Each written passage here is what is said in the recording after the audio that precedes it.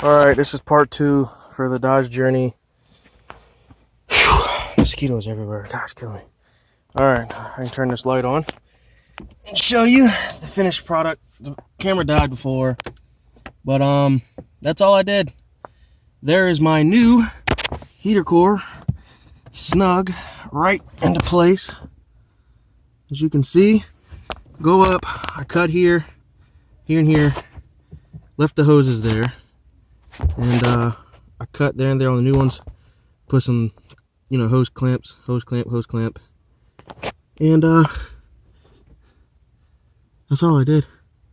Now we're gonna test it and see if it works. I'll let you know. All right, status report. Like I said, there's the final product right there. Okay. Now what I just did is came back up here and I put the hoses right back on. No problem. I think I gotta snug that one back up top. Hold on one second. Give me a second. Alright, gonna dip my hand up a little bit. There we go. Better. Snug on it. Now, like I said, let me go back here, recap over it. Okay, bad heater core, cut the pipes, or the aluminum hoses off this heater core, okay? Cut the hoses off of the new heater core, okay? Cut 5/8, hose, 4 hose clamps. Slide that in first, okay? See, what I did is I put the hose and the hose clamps on the two back here first. Put the hose, then the hose clamps on. Then that's when I slid this baby into place. Okay, once I slid that into place, then I connected these hoses to these lines and clamped them together snug.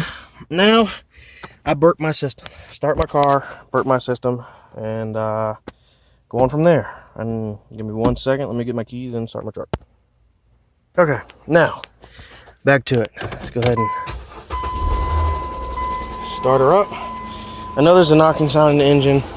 I know it's a bad lifter. Okay, what I'm gonna do first, make sure they're not leaking. See no leaks. Okay, burnt the system.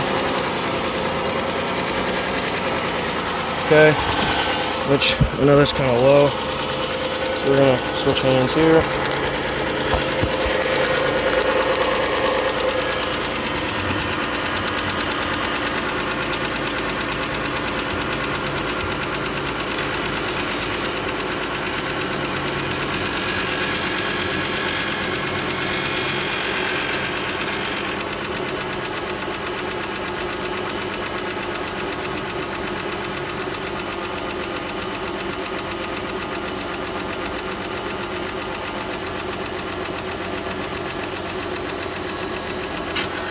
Check that line. Alright, it's almost to the cold line. So that's enough of that. I already had water in it prior to it. So I'm gonna go back here. I know I put water in one of these. There we go. Alright, I'm gonna open this one up. You're supposed to put water and antifreeze with those because I didn't put the 50/50, so.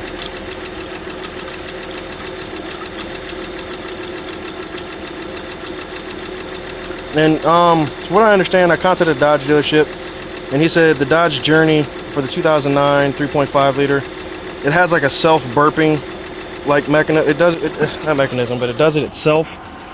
But it did say, once you change the thermostat or change something like that, if you do this will help. Now we're gonna go in here and make sure, because I know some fluid did go through already. Let's make sure we're not leaking anywhere.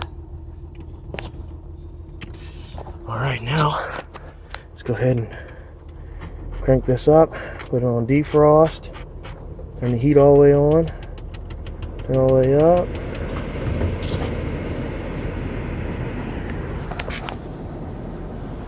Alright.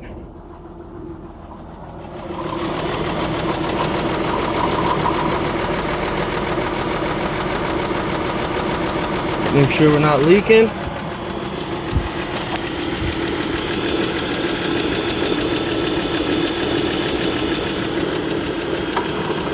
And work it.